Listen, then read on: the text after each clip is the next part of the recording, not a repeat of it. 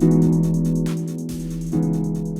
for this presidential address, I'm going to take a similar approach to our past president, Helen Rose Fives, and I am not going to focus this presentation on my personal line of research. Instead, I want to frame some of the broader issues I see within Division 15 and offer some recommendations and points to ponder. Of course, these ideas are informed by my personal and professional experiences and research interest, which I will allude to throughout. In many ways, I see this as a coalescing or a synthesis of messages and themes that have been reoccurring from others in Division 15 and elsewhere in recent and not so recent years. And in my remarks, I will be pointing to various initiatives and ongoing efforts within Division 15. To be clear, I am not trying to claim credit for them, and I more want to highlight the work that is being done and also draw attention to what is needed to continue and amplify this work. As many have discussed, identity and relevance are long-standing issues and challenges within educational psychology. I truly appreciate the identity exploration that Avi has engaged us in this past year as part of his presidential initiatives, including at this conference, in the virtual conference at the end of July, and in other structured conversations throughout this past year.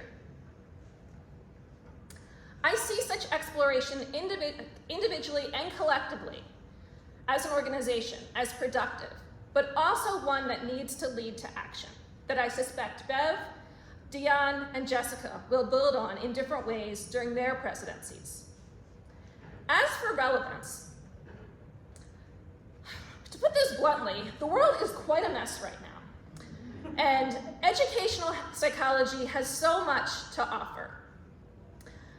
There's things like the social and emotional aspect of COVID on students, families, and teachers, racial and social inequities, the impact of current legislation, school safety, science and health literacy, including issues related to climate change, vaccination, science denial, the need for individuals to evaluate evidence and respond appropriately to real and fake news, not to mention the basic issues related to learning, motivation, and assessment in educational context that have long been at our core. There is so much we can speak to right now. I think we would all agree that we most certainly are relevant. I recall Eric Anderman, who I'm so pleased to see he's here, his presidential address from 2009. A version of this address was subsequently published in The Educational Psychologist in 2011. And during this address, he talked about the issue of relevance of educational psychology, and he laid out 10 challenges for us all to engage in. And I remember that address very clearly. For Eric's remarks, I also think, Helen, we had a missing cell phone and we were running to get it at different times, but we were there for the address. And I left feeling energized and so hopeful in terms of the impact that educational psychology could have. I know that many, I'm sorry, I mislost my place. And I know that many of us engage in the actions that Eric laid out. But my question now, 10 years later, is how can more of us engage in them more regularly? What is holding us back? At the core, I believe there needs to be some shifts in our beliefs and practices around how we conceptualize and position ourselves in relation to service and leadership. This is based on what I've seen in the field, as well as my personal experiences, particularly in the last few years. I'd like to elaborate a bit through some personal examples before suggesting suggestions for further action. I can recall very clearly during my interview for my PhD program, or perhaps it was during my first week as a new graduate student at the University of Maryland in College Park, that Karen Murphy, who was finishing up her program under Patricia Alexander as I was beginning mine, made a very definitive statement about teaching, research, and service being the pillars of the academic career.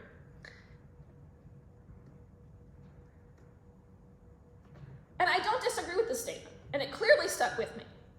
I also saw it embodied in my time with Patricia.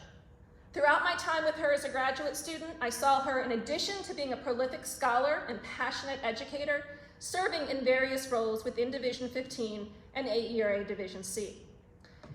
I think actually my first service role to Division C as a graduate student representative was Pat just assigning me to something and telling me to do it. So while I actively attended to my research and my teaching, I also embraced service as a core aspect of my academic identity. As a graduate student, I held graduate student representative positions in AERA Division C. Later, after graduating with Helen Rose Fives, I co-chaired the new faculty mentoring seminar for Division C and the Division 15 graduate student seminar. We also served as co-chairs for a section of the Division C program one year, and were co-chairs for the Division 15 program in another year. I was also program chair for AERA Division C and the Teaching of Educational Psychology Special Interest Group for AERA. This is in addition to reviewing for conferences and journals and serving as mentors for various mentoring programs to support developing scholars. As I'm sure is true for many of us in this room, I also served on various committees within my respective institutions. I viewed this as important work for its own sake.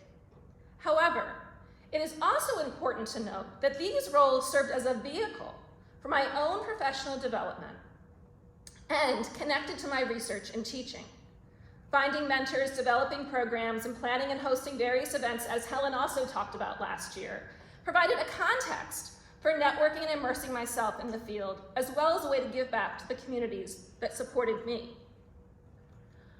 Although service was at the core of my academic identity, leadership was not something I immediately embraced.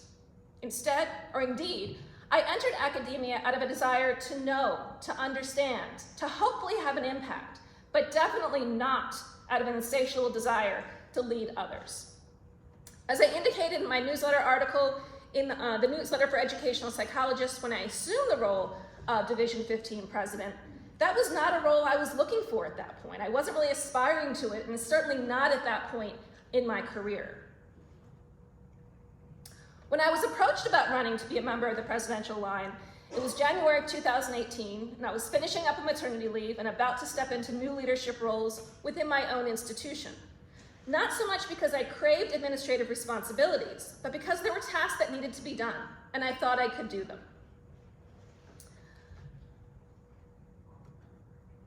In short, I was not looking for more responsibility, nor did I have a grand vision for leading a national professional organization. But I was encouraged to consider the role and felt committed to seeing the current initiatives of Division 15 continue. I carefully, very carefully, charted out what would be happening in my life by August 2020, when I assumed the role of president. Yeah. I knew I would be following in a long line of leaders who had the division on a really good track and who were actively engaged in work to highlight the relevance of educational psychology for practice and policy.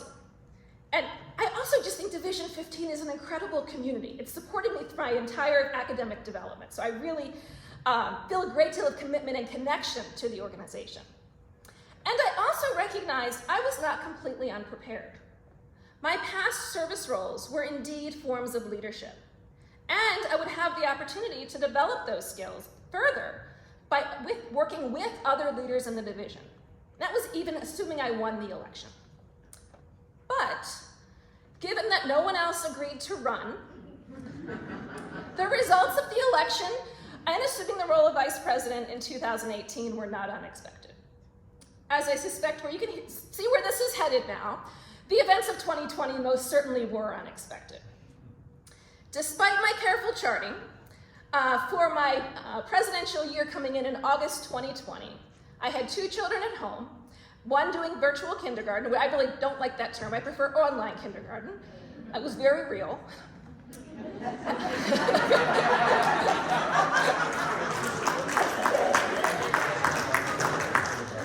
There were also increased responsibilities administratively, and then all of the other events and stressors we are all so familiar with. As the theme for my presidential year, I chose to focus on the idea of balance and sustainability, which I saw applying at the levels of individual scholars, but also the division as an organization. I was pondering what the division could do to provide additional mentoring and support, both at those at the mid-career level and those considering administrative roles. Other issues to address in terms of balance and sustainability pertain to how to manage our strong, or maintain our strong center of theoretically grounded, methodologically rigorous, empirical research, while continuing to reach out in important ways. This included growing and diversifying our membership, as well as involvement in the many Division 15 committees, both in terms of racial and ethnic diversity, as well as educational psychologists in non-academic and tenure-track positions. These were all ideas I was thinking about, but I ultimately did not launch any new initiatives. At the time, this made sense to me and embodied the theme of balance and sustainability. Personally, I felt stretched in ways I had never been before, and I did not have the bandwidth to fully conceptualize and launch new initiatives. As I talked to members reaching out to fill the various roles in the Division 15 communities, I sense this was true for many others as well. I am deeply thankful, and I say deeply, deeply thankful, for all those who agreed to serve in the roles. But I also had members decline because they could not do just one more thing. So instead, I focused more on internal division matters, as well as supporting our typical activities, of which there are a lot, which is great, including hosting the APA 2021 conference virtually and continuing the efforts initiated under past presidents. To me, these were ways to lead and to be responsive to the needs of members during a challenging time. Other factors have also contributed to me thinking a lot about the role of leadership. For instance, at SciPi or Skippy, I'm not sure which is the preferred term right now, SciPi, okay.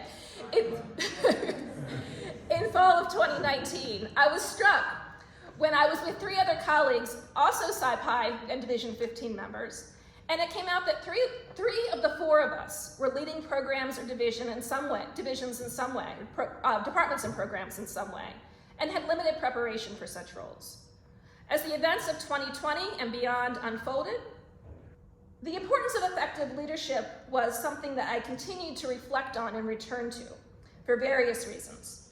In the spring of 2020, when my university pivoted to be fully online in response to COVID, I was part of the leadership team within my college and started meeting twice a week for a couple hours each time to address a host of issues that seemed to continuously be arising. Additionally, circumstances within my institution and college also allowed me to experience various leaders and transitions in leadership. Overall, I appreciate how my institution and college responded during these challenging times. But in talking with colleagues across the nation, really across the world, I know that was not everyone's experience. Leadership, or lack thereof, is often what made the difference. One outcome of the transitions in leadership within my institution was in that this past year, I found myself on a search committee for a new dean for our college. And I can assure you, by fall of 2021, the last thing I wanted to be was on another committee. Yet when colleagues asked to nominate me, I agreed. I recognized the importance of the role, especially during what would continue to be a challenging time. During the search process, I was struck how several highly qualified candidates indicated they never intended to take an administrative or leadership position. And then they proceeded to discuss how events unfolded to get them to the point of interviewing to be Dean of a College of Education and Human Development at a growing Research One institution. Now, to be clear, I do not want to be a dean. I know that to my core. But it did resonate with me that an idea of that experience of finding oneself in an unexpected leadership position. And it got me back to wondering, what more can we do to intentionally prepare and support leaders that we need now? And what would that look like for educational psychology and Division 15? As a result of these thoughts and experiences, I have come to see the essential nature of not just service, but leadership as core to one's academic identity, as an academic and educational psychologist. As others have noted, educational psychology as a field is challenged with issues of relevance and is often characterized as being in a state of adolescence.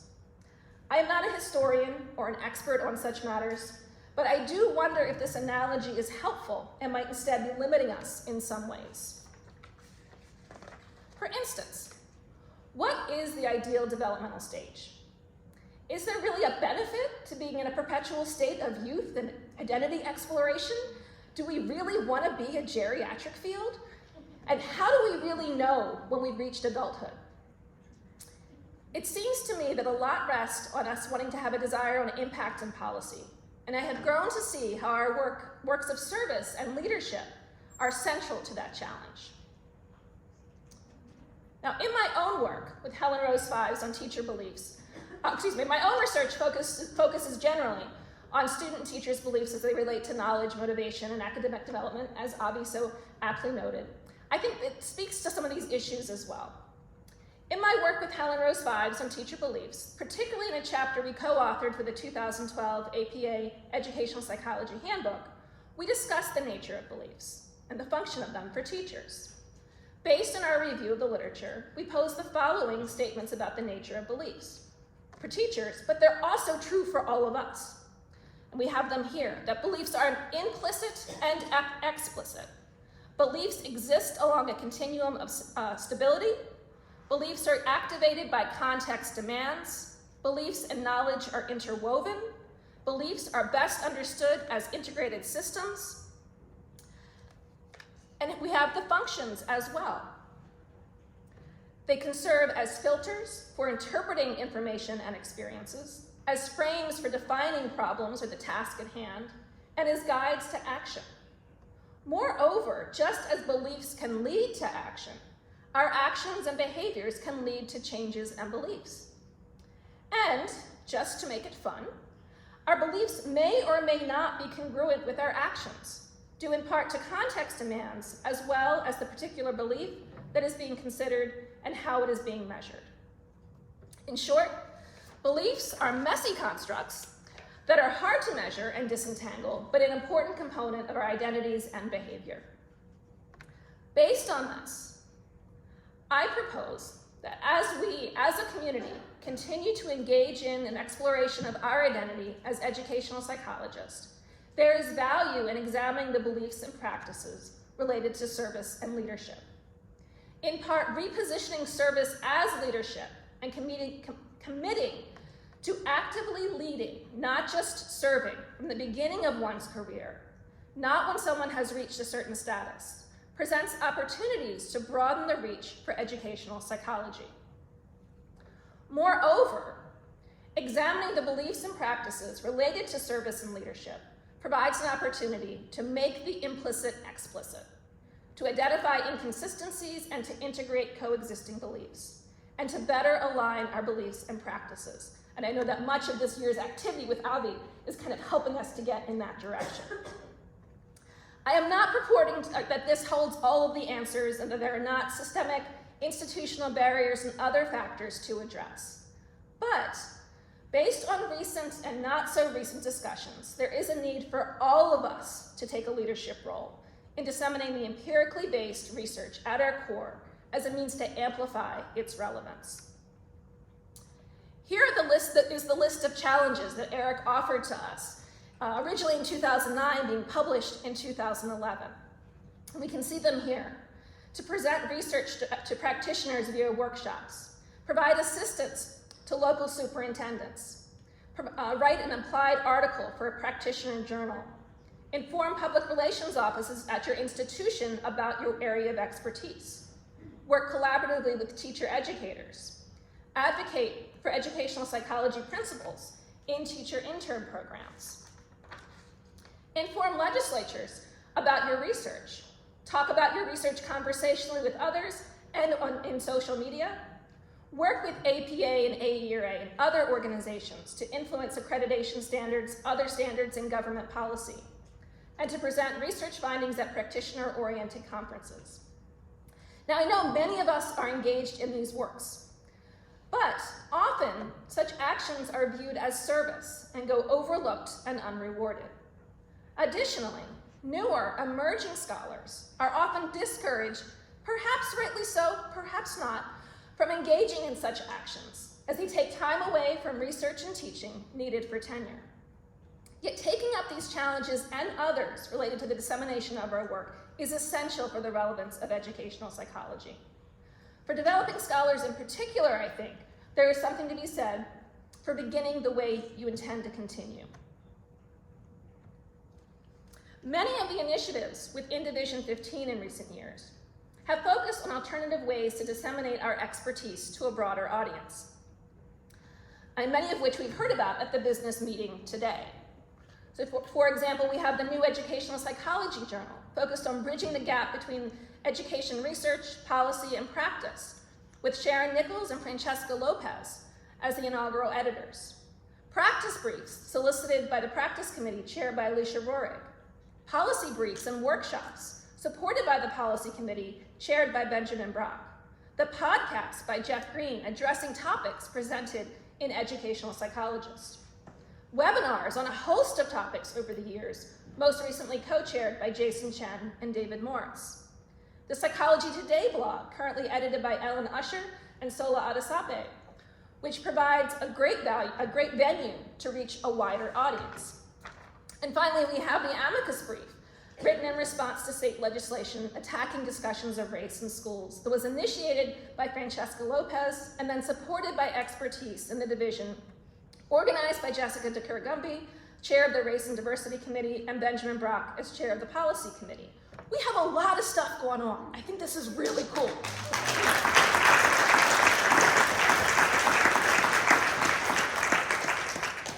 We also see members being recognized and highlighted in different ways that can reach a larger audience. For example, it's fantastic that two of our division members, Gail Sinatra and DeLeon, is he here?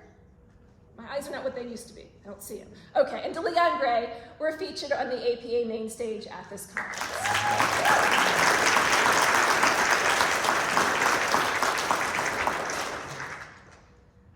But yet, there is more to be done by all of us. We each have a perspective. We each have expertise to share, regardless of where we are, physically or developmentally. Over the last year, Avi Kaplan has engaged the community in a collective identity exploration, which will no doubt be useful in charting our way forward. In doing so, it is important to consider how we view service and leadership roles that we can all take as educational psychologists. So, with this in mind, I present some ideas about how we as educational psychologists can lead and highlight some of the beliefs and practices that must be examined.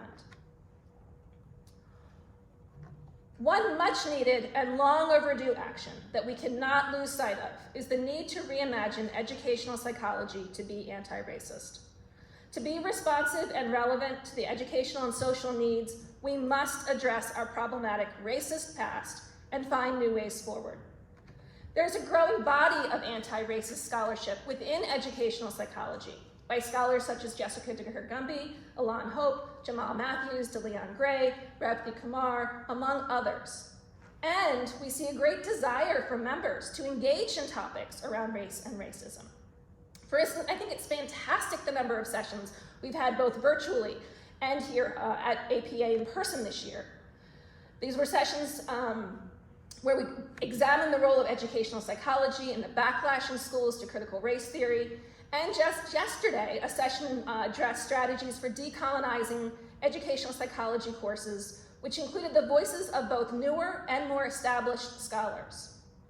But, as Francesca Lopez noted in her recent piece in the Educational Psychologist on harnessing educational psychology to make changes for the greater good, most of the scholarship published in our journals that actively takes an anti-racist stance exists in a few special issues and is not being broadly embraced. This is a problem, but it is not surprising given that we are a field founded by white men focused predominantly on white participants. There are deep-seated beliefs and practices at play here. To imagine educational psychology to be anti-racist, we must address long-held and interwoven beliefs around the problems and questions that we identify and investigate, the methods that we use, how we work with individuals and communities, how we apply the findings, and how we teach and mentor others at all levels. And this is to say nothing of beliefs about race and diversity. Moreover, reimagining educational psychology to be anti-racist requires the work from all of us, not just the work of the Race and Diversity Committee or our colleagues of color. And I think it's really heartening to see how many people are engaging in these conversations, both in the virtual environment as well as here in person. But I think we need more of it. And I think so often it's the people who most need those conversations who don't show up. So we just need to continue reaching out in that way. As has been discussed in recent sessions, we all need to take an active role in this discussion and address race and power inequities. And this was raised in the session just before the business meeting, to get comfortable with the uncomfortable. This will not be easy work, but is essential work if educational psychology is to remain relevant. And in doing this work, it's a way that we can all take a leadership role. Broadening the scope of educational psychology and the roles that we serve is another way, another step that can be taken, as has been discussed at this conference and elsewhere. As educational psychologists, we have so much to offer, both inside and outside of academia. But concerted effort and changes in our beliefs and practices are needed for this to be realized. For instance, under Alicia Roehrig, the Practice Committee has a subgroup, co-chaired by David Timoney and Joyce Alexander, to develop the template for the Applied Psychology Master's Program that Avi also spoke about, to prepare educational psychologists to work in non-academic and industry positions. We also need to recognize and embrace that not all of our doctoral students want to seek academic positions, let alone positions at Research One institutions. I have had more than one conversation with students from various institutions who reluctantly or sheepishly admitted they did not want to go into academia. This should be celebrated. This should be supported. I think it's wonderful. That's another vehicle for us to get out there and to have an impact. We can't be treating that as a failure or a second best option. Within higher education, there are also opportunities to broaden our scope and increase our impact. For instance, I've heard colleagues describe educational psychology, educational psychology courses in teacher education programs as just service courses, express feelings of being isolated and marginalized within those programs, and describe the unrecognized efforts involved in mentoring and supervising graduate teaching assistants who teach those sections of such service courses. This is essential work, which provides opportunities for collaborating with colleagues from other fields, disseminating information from our research, and fostering the development of professionals. Again, such roles are to be celebrated, and we need to continually look for ways to reach out to practitioners and policymakers, as well as colleagues in other related areas. As a related point, we need to take a close look at what we value and what we reward, and consider what are reasonable expectations. Working with teachers, developing community-based partnerships, engaging in interdisciplinary work that requires collaborations and expertise across disciplines, doing the translational work that is needed to impact policy and practice, this takes real time. Time not spent on peer-reviewed empirical publications that are valued for promotion and tenure. One theme that came through in the virtual identity exploration session to me back in July was that members felt there was too little time to do everything they want and need to do to be successful, and to have meaningful and balanced lives. Doing it all is not realistic. We need to push back on those traditional narratives and harness the power that we have in our respective contexts. Those of us in this room, we are the reviewers and the editors who serve as gatekeepers as to what gets published. We are the ones who are asked to write letters for external review for promotion and tenure. We can also work within our respective institutions to change what the expectations are. And we can more effectively model and articulate to students and new colleagues how we as professionals manage to find a workable balance in our professional and personal lives. Finally, We need to elevate and encourage service and leadership as a way to amplify the relevance of educational psychology. Part of this goes back to the previous point on what we value and reward, but also includes the implicit and explicit messages we send to our students and colleagues about who serves and leads and how that work is viewed. For instance, do we consistently complain to students or colleagues about meetings or the onerous nature of service and the time not devoted to research activities?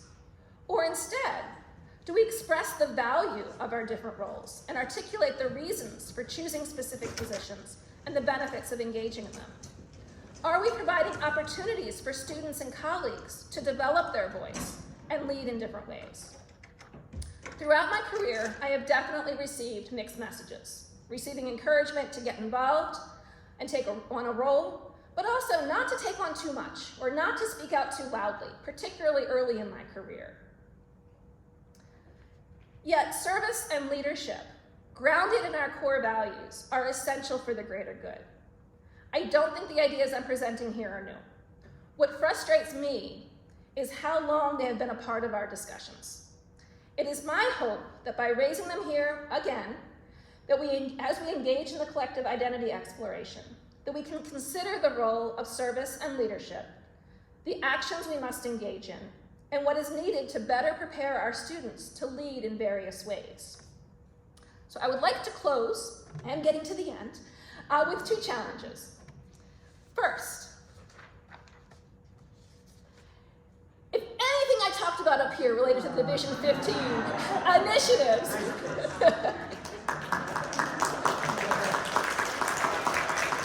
is interesting to you, or if you have a friend, a colleague, a student, former mentee, anybody who might be interested in getting involved, please nominate yourself or nominate them. This is important work. This is what makes our community so rich. And they're fantastic people to work with. So when you go to this QR code, you will, as Bev noted, and Avi noted as well, there are some positions that only fellows can serve in, but there's a lot of other positions that you can serve in now. That also segues into, if you've recently gone up for full or approaching that point in your career, or if you've recently written or will be writing a letter for someone going up for promotion to full, please consider nominating yourself or encouraging somebody else to put their materials forward. This is important to the health of the division and the continuation of the work that we're doing. And then finally, I suggest that you think of what you currently do to act as a leader in educational psychology and commit to at least one new action that you can take in this coming year. Perhaps something you've been thinking about or putting off or hesitant to try for whatever reason. Given that intentions are more likely to be enacted when we actively commit to them, I encourage you to share your intended active leadership with others. As we continue our identity exploration, it is important to remember that just as there is no one way to be an academic, and there is no one way to be an educational psychologist, there is also no one way to lead. We can each take on different leadership roles in our respective context to amplify the reach and relevance of educational psychology. Thank you.